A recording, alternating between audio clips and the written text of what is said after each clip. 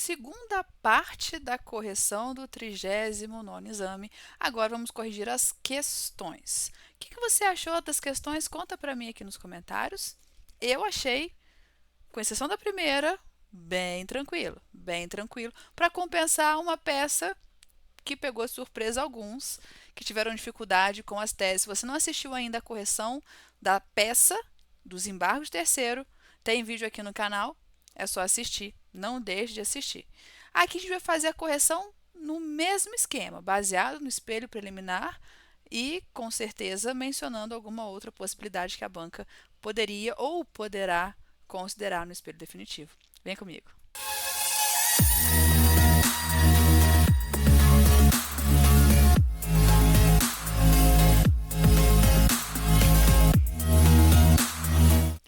E aí, pessoal, o que vocês acharam das questões?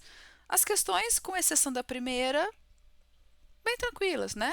O índice remissivo remetia de uma forma bem direta para a resposta, caso vocês não soubessem. Mas acredito que a maioria, bom, fizemos questões, todos esses temas fizemos questões, alguns bem parecidos, até com alerta de são questões batidas da banca. Então, nada aqui foi novidade nessas questões, hein? Tudo bem se você errou uma, errou outra. Tudo que você acerta vai somando, tá? Então tenha sempre isso em mente.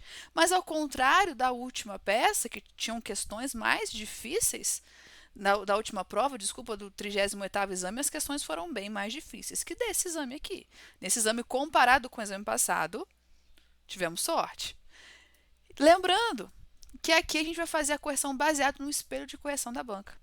Vou comentar algumas dúvidas que eu recebi, o espelho da banca, o que pode vir de ampliação de gabarito, mas eu já adianto, não vi problema em nenhuma questão dessa vez. Então, dessa vez, concordo com o espelho, não tem muita divergência, a não ser em ampliar para aceitar mais alguns artigos que alguns candidatos colocaram, além dos que foram apresentados no gabarito preliminar, como eu disse no vídeo de peça. Não entre em desespero. Tá? A gente não sabe como que a banca vai atribuir pontuação, porque às vezes a banca fraciona a pontuação para uma parte da resposta, às vezes a banca pontua integralmente. Então, se você respondeu uma parte certa e deixou de falar de alguma coisa, pode ser que a banca pontue o que você falou de certo, fracionando a pontuação, ou pode ser que zere porque você não colocou a fundamentação correta. Ainda é cedo para a gente imaginar como virá no dia do espelho definitivo. Por isso que eu falo, eu sei que é difícil aguentar essa curiosidade. Opa, terremoto aqui. Eu sei que é difícil aguentar, segurar a ansiedade. A gente já quer logo pegar calculadoras, total direito, mas ó, não entre em desespero se por essa calculadora você não atingiu 6 pontos. Lembra que certeza mesmo a gente só tem no dia da prova. Claro que elas chegam muito próximo, sim, mas, por exemplo, numa peça dessa de embargo de terceiro com poucas teses, a gente não sabe o que a banca vai valorizar mais, o que ela vai valorizar menos. Sem falar que no espelho, esse gabarito específico, principalmente da peça, foi muito pobre. Quem já assistiu o vídeo vai lembrar que eu falei, que não assistiu, vai lá assistir. Ele foi muito pobre, poderia ter pontuado muitos outros itens da peça que pode vir pontuado no espelho. Então, se você está com uma nota meio mais ou menos, pode ser que no dia do espelho definitivo venha com uma nota melhor do que aquela que você espera. A mesma coisa aqui na peça. O espelho tende a ser ampliado. Então, a banca tende a colocar, incluir alguns artigos que não apareceu nesse gabarito preliminar. Por quê? Quando a gente elabora tanto a peça quanto as questões, a gente pensa numa fundamentação.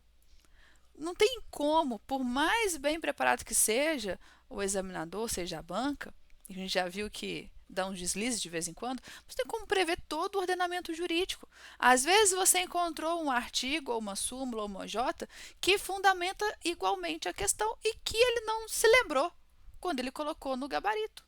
E aí, no definitivo, vai ser aceito. Certo? Então, vamos lá. Primeira questão, o que a gente trabalhou aqui e tem alguns vídeos aqui no canal ensinando a responder as questões. A gente primeiro lê as perguntas, para a gente já ler esse enunciado grandão aqui, sabendo o que é importante.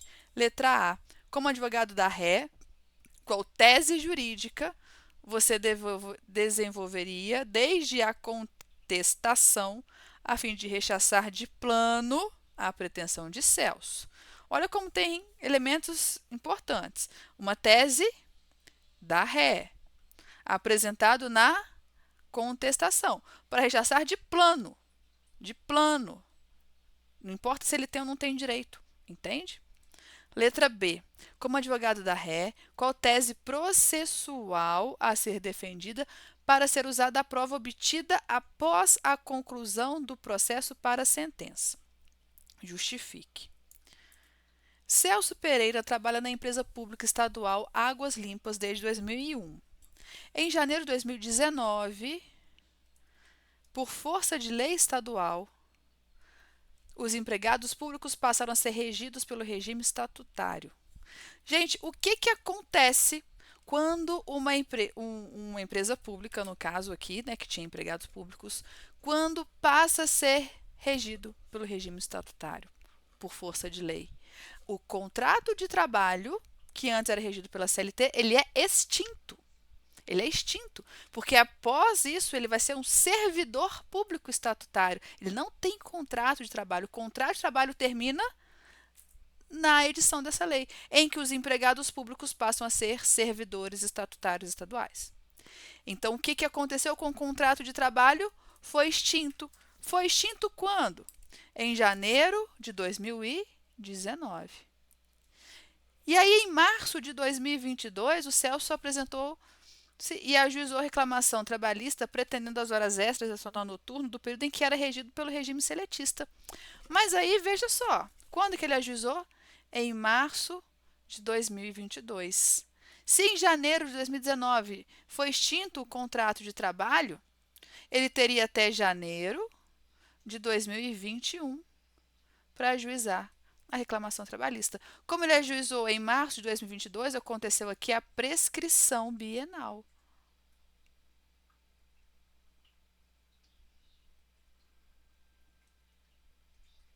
Prescrição bienal. Certo? Então, a primeira pergunta já está respondida aqui. Houve sentença de primeiro grau. Olha, gente, teve sentença, tá? Houve sentença de primeiro grau julgando o rol de pedidos procedente em parte. Sentença contra a qual a parte pretende recorrer, principalmente porque, depois de o processo seguir concluído para a sentença, foi obtido documento antes desconhecido, ainda não incorporado aos autos, no qual o autor assinou o recibo de quitação por haver recebido o pagamento integral das horas extras, que foi objeto de condenação. Diante disso, responda aos itens a seguir. Que documento é esse? É o chamado documento novo. Aquele que, à época, não havia conhecimento dele. Essa questão, gente, de todas as quatro, era a mais complicada, porque envolvia o conhecimento prévio dessa situação. Se você não sabia que o contrato se extingue quando existe a conversão do regime seletista para o estatutário, você ia ficar perdido. Se você não sabia que esse documento novo ele pode ser apresentado no recurso ordinário, porque na época que ele deveria ser apresentado não havia o conhecimento dele, você vai ficar perdido. E aí, isso vem para reforçar o que eu já venho preparando vocês há algum tempo. A banca mudou. A banca mudou. É importante vocês terem conhecimento de direito material e direito processual. Índice remissivo é maravilhoso, mas ele não vai resolver o problema sozinho. Que os professores que façam o índice remissivo não me ouçam agora. O índice remissivo vai te ajudar muito, mas ele sozinho não vai fazer a prova por você. Senão você não precisaria fazer 5 anos de direito, passando a primeira fase, qualquer pessoa faria a segunda fase se o índice remissivo fizesse a prova por você. O que você não pode deixar de fazer na segunda fase é estudar direito material, estudar direito processual. Porque por mais que o índice remissivo seja maravilhoso, você precisa ter uma ideia do que procurar. Nessa aqui você vai procurar pelo quê, se você não sabe do que está se tratando. Palavra-chave não é um caça-palavra. Não adianta você pegar aqui e ficar olhando palavra por palavra para tentar encontrar uma palavra-chave e ir no índice remissivo e magicamente a resposta brotar. Isso vai acontecer muitas vezes. Muitas vezes você vai ter uma questão, você vai identificar a palavra-chave pelo enunciado, vai lá no índice emissivo e tem direto o artigo, tem direto a súmula ou a OJ que vai fundamentar. Muitas vezes isso acontece. E muitas vezes você não imagina a resposta e descobre ali, naquele momento. Só que em alguns momentos, e a banca tem feito isso, e eu já alertei vocês disso, você precisa ter o conhecimento da matéria. Então, se você não tem o conhecimento da matéria, fica mais difícil. Como que a gente tem o conhecimento da matéria? Estudando direito material, estudando direito processual. E aí você perceberia. Se não, se fosse ficar olhando aqui como advogado da REC, tese jurídica você desenvolveria desde a contestação, a fim de rechaçar de plano a pretensão de Celso, você ia ficar perdido. Não ia ter uma palavra-chave. Você pensa o quê? Contestação? Ia procurar em contestação? Então, de novo, importantíssimo estudar direito material e direito processual. Sem isso, fica muito difícil passar mesmo. A banca quer saber se você tem o entendimento da matéria, se você tem o conhecimento, se você sabe interpretar o que está sendo perguntado, se você consegue entender o problema e apresentar a solução jurídica. É isso que ela quer de você a todo o tempo. Então, aqui, a nossa resposta passa pela súmula 382. Como advogado da ré, qual tese jurídica você desenvolveria desde a contestação, a fim de rechaçar de plano a pretensão de Celso, justifique. Deveria ser desenvolvida a tese de prescrição bienal, uma vez que com a mudança do regime seletista para o estatutário importa na extinção do contrato de trabalho, como previsto na súmula 382 do TST, artigo 1º da CLT ou artigo 7º, inciso 29 da Constituição Federal. Letra B. Como advogado da ré, qual tese processual a ser defendida para ser usada a prova obtida após a conclusão do processo para a sentença? Cuidado aqui, gente.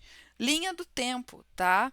Houve a sentença de primeiro grau, julgando o rol dos pedidos procedente, e a parte, o seu cliente, quer recorrer dessa sentença que foi prejudicial. Então, teve a reclamação trabalhista, a contestação. Aí, depois da contestação, o processo foi concluído para a sentença. Neste momento, houve a descoberta da prova. Só que já teve a sentença. E agora tem o quê? A parte quer recorrer, interpor o recurso ordinário. Talvez você tenha feito confusão porque você não percebeu que já tinha a sentença. E aí você achou que neste momento de conclusão você poderia pedir uma dilação de prova, de prazo para apresentar a prova, porque essa prova era um documento novo. Só que aqui já tinha sentença, o enunciado foi claro nisso. E aí, como advogado da REC, tese processual se defendida para ser usada a prova obtida após a conclusão do processo para a sentença. Por quê?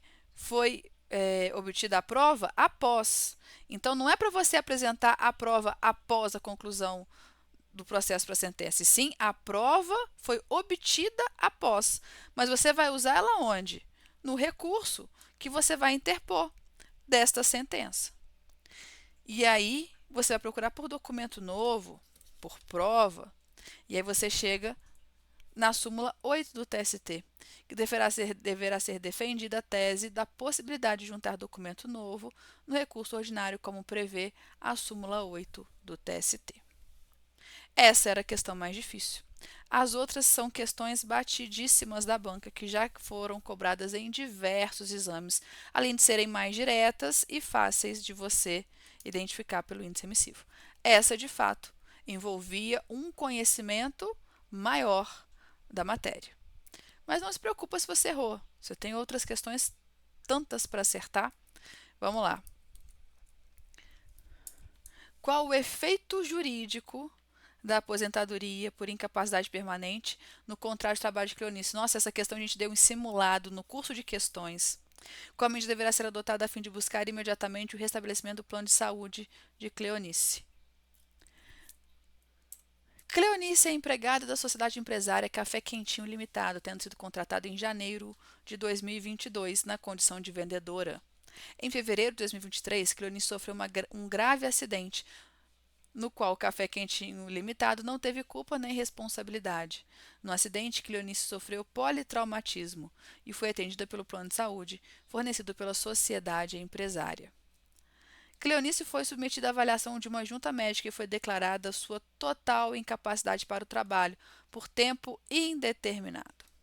Assim, Cleonice foi encaminhada ao INSS no prazo legal, que lhe concedeu aposentadoria por incapacidade permanente, antiga aposentadoria por invalidez. Diante disso, a sociedade empresária determinou o cancelamento do plano de saúde de Cleonice. Considerando esses fatos, o que dispõe a CLT e a legislação processual civil em vigor, responda aos itens a seguir. Letra A. Qual é o efeito jurídico da aposentadoria por incapacidade permanente no contrato de trabalho de Cleonice? Gente, o que é incapacidade permanente? Não é que ela vai durar para sempre, né? Era o que era a antiga aposentadoria por invalidez, mas o nome era meio pejorativo, eles trocaram para incapacidade permanente. A aposentadoria por invalidez ou a incapacidade permanente tem como efeito a suspensão do contrato de trabalho. Está previsto em lei. Além disso, vamos raciocinar. Não extingue o contrato de trabalho. Por que não? Porque essa incapacidade, por mais que chame incapacidade permanente, a empregada pode se recuperar. Ah, mas ela perdeu os 2 braços e as 2 pernas. Não é o caso, mas se fosse, poderia a tecnologia desenvolver formas para que ela tivesse sua capacidade laborativa retomada. Então, toda aposentadoria por incapacidade permanente, a antiga aposentadoria por invalidez, o empregado que se aposenta dessa forma, ele tem que ficar passando de tempos em tempos por uma nova perícia, para ver se ele não recuperou a capacidade laborativa, porque podem haver meios supervenientes, que às vezes até a medicina desconhece, em que ele recupera a capacidade laborativa. E recuperando a capacidade laborativa, a aposentadoria é cancelada e o contrato dele é reativado. Então, a consequência jurídica é a suspensão do contrato de trabalho. O contrato fica suspenso, sem produzir efeitos. Não recebe salário, não presta serviços, mas não pode ser extinto. Ele não vai ser extinto, não vai receber verba decisória. Certo? Então, respondendo a letra A, o efeito jurídico da aposentadoria por incapacidade permanente no contrato de trabalho. O efeito jurídico da aposentadoria por invalidez é a suspensão do contrato de trabalho, de acordo com o artigo 475 da CLT. Ai, ai, ai, se os meus alunos não lembraram do simulado e da aula de questões, hein? Qual medida deverá ser adotada a fim de buscar imediatamente o estabelecimento do plano de saúde, Cleonice? Essa também. Fizemos questões, peças, né? Bom, você tem aqui um plano de saúde que foi suspenso, foi cancelado. Tem uma súmula que diz que ela tem direito ao restabelecimento desse plano de saúde, certo? Vocês vão procurar plano de saúde, ou lá em aposentadoria por invalidez, ou suspensão do contrato, vocês vão chegar na súmula 440 do TST, que não é a nossa fundamentação, mas serve como raciocínio. Por quê? Porque a partir do momento que ela tem direito de ter o plano de saúde restabelecido, ela tem urgência, porque veja só, qual medida deve ser adotada a fim de buscar imediatamente o restabelecimento do plano de saúde? Imediatamente. Sugere urgência. Então, eu tenho que apresentar uma tutela de urgência. Mas, gente, uma reclamação trabalhista com pedido de tutela de urgência. Não existe uma tutela de urgência. Existe uma reclamação trabalhista com pedido de tutela de urgência. E aí eu não vou fundamentar na súmula 440. Eu vou fundamentar no artigo da tutela de urgência, o artigo 300. Ah, eu fundamentei na 440, vai pontuar? Não sei. Depende do espelho. Como que coloco, então, qual é o efeito jurídico da aposentadoria por incapacidade permanente no contrato de trabalho de Cleonice? Justifique. O efeito jurídico da aposentadoria por invalidez é a suspensão do contrato de trabalho, de acordo com o artigo... Essa é a primeira. Qual a medida deverá ser adotada a fim de buscar imediatamente o restabelecimento do plano de saúde de Cleonice? Justifique.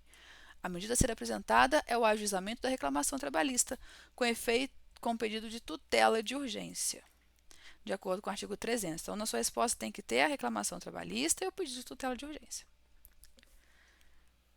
Próxima questão. Em relação ao dirigente sindical da primeira situação, que medida jurídico-processual deverá adotar para implementar a sua dispensa? Justifique. Letra B. Na segunda situação, que tese jurídica você deverá sustentar em contestação para rechaçar o período de reintegração. Então, são duas situações. Numa, eu quero a medida processual para dispensar o dirigente sindical, você não precisa nem ler o enunciado para saber. E na letra B, uma tese para afastar o direito à reintegração, um fato impeditivo do direito do autor. Você advoga para uma rede de supermercado e deverá defender os interesses de seu cliente em duas situações. Na primeira, a sociedade empresária pretende dispensar um dirigente sindical, faltando um mês para o término do mandato, por entender que ele praticou falta grave. A sociedade empresária possui documentos, inclusive com provas de áudio, vídeo e testemunhas. Ou seja, mesmo que ele tenha estabilidade, se ele cometeu falta grave, ele pode ser dispensado. Para a empresa dispensar o empregado que cometeu falta grave, qual é a medida processual cabível? Inquérito judicial para apuração de falta grave, certo? Então, em relação ao dirigente sindical da primeira situação, que medida jurídica ou processual você deverá adotar para implementar sua dispensa? Justifique. Deverá ser instaurado inquérito judicial para apuração de falta grave, conforme artigo 379 do TST ou artigo 853 da CLT. Opa! Professora, se você coloca um negócio desse aqui na prova, você perde 0,1, tá? Súmula 379 do TST.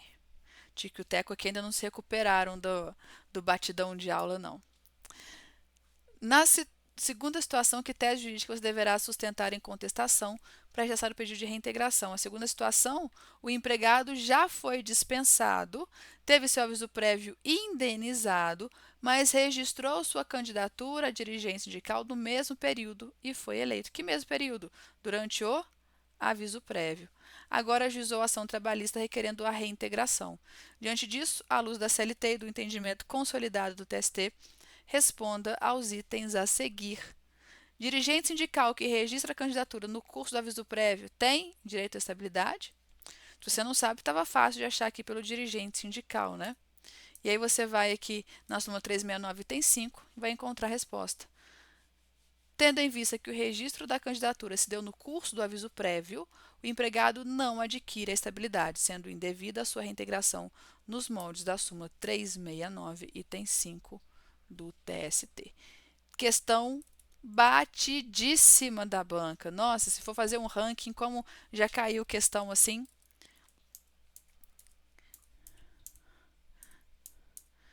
Estou voltando, em vez de ir para frente, estou voltando.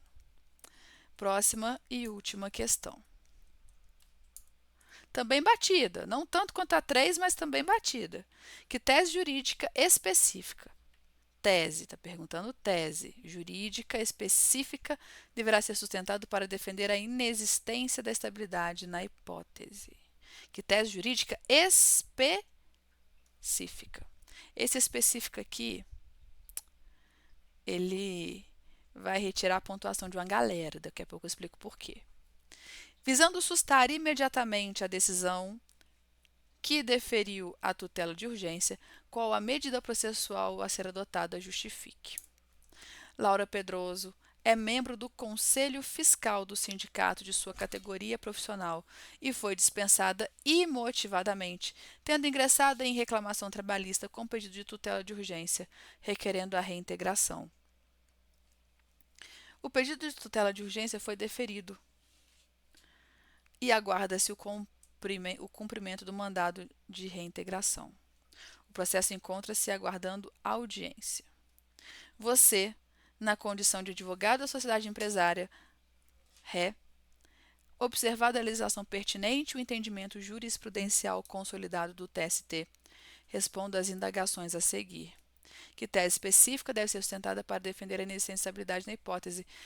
Membro do Conselho Fiscal do sindicato tem estabilidade? Não.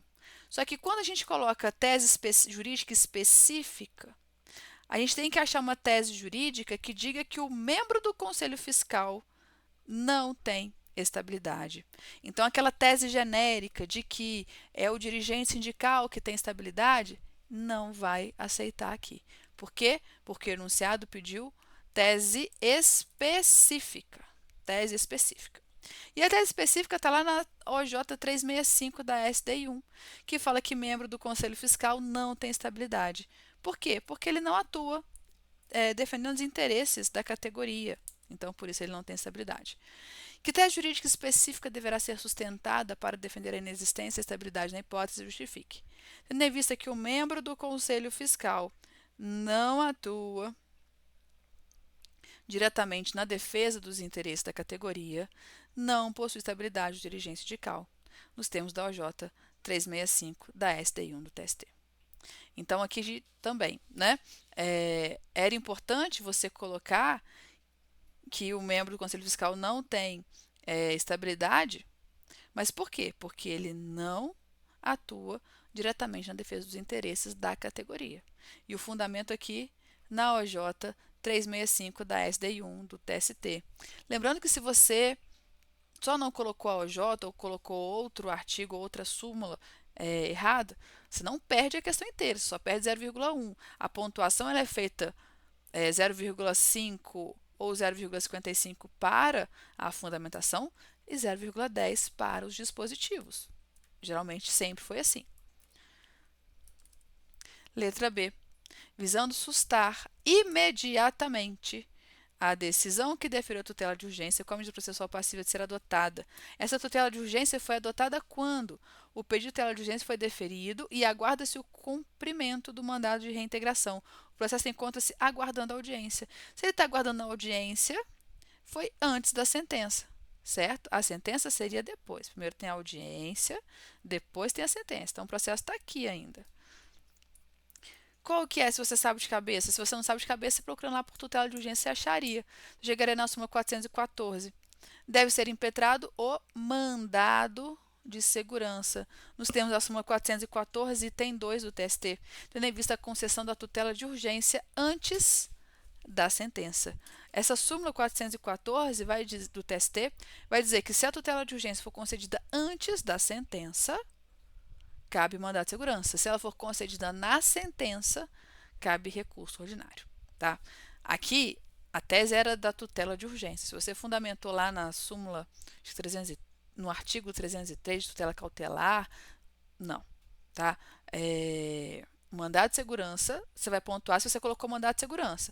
Se você errou a súmula, se você colocou outro dispositivo, você pontua o mandado de segurança sim, que é a maior parte da sua pontuação, mas não a questão inteira. A questão inteira a banca colocou súmula 414, item 2. Acredito eu que ela no espelho definitivo ainda aceite o artigo 1º da Lei 12.016, que é a Lei do Mandado de Segurança. Acredito que no espelho definitivo pode vir a pontuar ampliando o gabarito, mas, de novo, só acho. Se eu fosse você, eu não se preocuparia tanto com o que os outros estão achando. Aproveita esse tempo dessa terceira fase, que não tem nada que você possa fazer, e descansa. Ah, professora, eu quero começar logo a minha preparação. Não sei quando você está assistindo esse vídeo, mas se você está assistindo esse vídeo logo depois da prova, não faz isso não, sabe por quê? A sua preparação vai ser muito desgastante. E se você emenda uma preparação na outra sem um intervalozinho mínimo que seja para descansar um pouco, você não vai se preparar muito bem, vai ser um cansaço e uma sobrecarga muito grande. Então, se permita descansar uma semana. Não estou falando para você descansar um tempão, não. Uma semana. Isso se você tem certeza que não passou. Descansa uma semana, vai passear, vai fazer tudo que você não fez enquanto estava estudando e depois começa a planejar o seu retorno, sua volta aos estudos. O que não pode é desistir nunca. Se não foi dessa vez, vai tentar até conseguir. É ruim? É terrível. A gente tem aquela sensação que a gente se prepara tanto, a gente se dedica tanto para a segunda fase, a gente deixa de fazer tanta coisa, a gente abre mão de tanta coisa, é tanto gasto, é tanto desgaste emocional, físico que a gente passa e aí vem a prova e frustra. É um sentimento terrível, terrível. Mas não se desesperem ainda se vocês acham que não passaram. Quem acertou a peça, se foi mais ou menos bem nessas questões, esperemos com otimismo. Dá certo, dá para passar. E aí, se você já está aí com o coraçãozinho ansioso pela aprovação, você foi bem, muitos alunos, graças a Deus, foram muito bem. Por mais que não tivesse identificado todas as teses, mas ali dentro do contexto acertaram tudo da estrutura, acertaram teses, não todas, mas acertaram teses, foram super bem nas questões. Então, espera com o coração leve, cheio de esperança para o dia do gabarito definitivo, só confirmar aquilo. Se você não assistiu o vídeo de peças, tá aqui no canal, assiste lá. Se você não é inscrito no canal ainda, se inscreva. E aqui a gente vai acompanhando ainda, comentando sobre a repercussão desse 39º exame, o que a gente espera. Se você ficou com alguma dúvida, deixa aqui nos comentários. Mais tarde, se eu perceber uma dúvida muito grande sobre alguma tese, algo que vale a pena, a gente faz um vídeo, a gente faz live, sempre comentando sobre essas questões. Que o meu compromisso é ajudar você a conseguir a tão sonhada aprovação. Conta comigo. Até o próximo vídeo. Até lá.